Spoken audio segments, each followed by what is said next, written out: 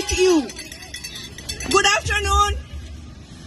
My name is Kishore Laila. As a mother, I am here with other mothers, parents and colleagues from South Asian Women's and Immigrant Services.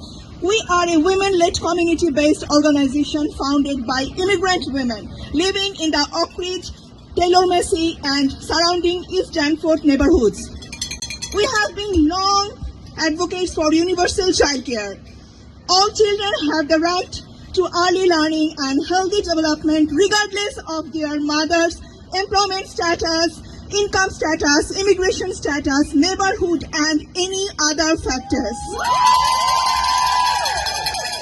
The announcement of CWLCC was important for many low-income and no-income parents and caregivers. Lack of access to childcare is a significant barrier to employment for many mothers and resulted in inequitable access to early learning and quality childcare for their children. We are excited to see this trajectory of change while we welcome this long overdue strategy and its benefits. We continue to be left behind. First, there is a space crisis in the communities we live in and work in. Scarborough, Etobicoke and other similar areas are considered childcare deserts, yet have little to no space, and now many school-based spaces are being cancelled. The city's 2018 targets to create childcare spaces for 50% of Toronto's child population excluded our communities, and this exclusion is continuing. Shame!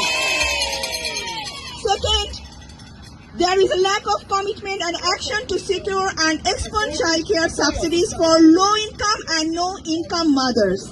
The current average of $22 a day and eventually $10 a day is still too much for precariously employed low-income and no-income parents and caregivers. Federal and provincial governments did not earmark any funds to secure childcare subsidies. This will continue to exclude and harm communities. Shame! Lastly, childcare workers continue to experience precarious employment arrangements.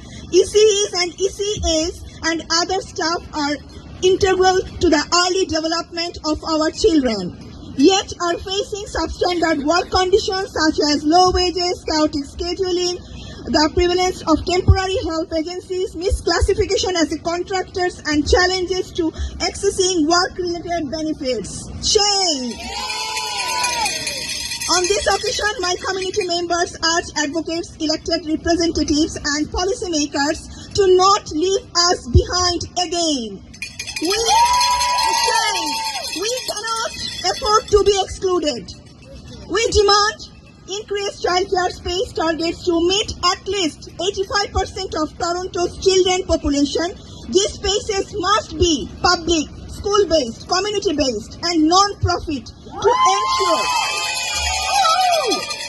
to ensure quality and accessible care, and allocation must prioritize underserviced and high-needs communities like us.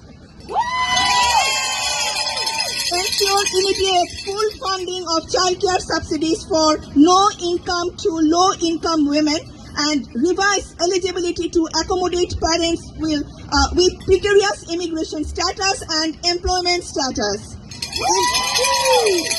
Implement public standards of employment and labor practices to protect all childcare workers.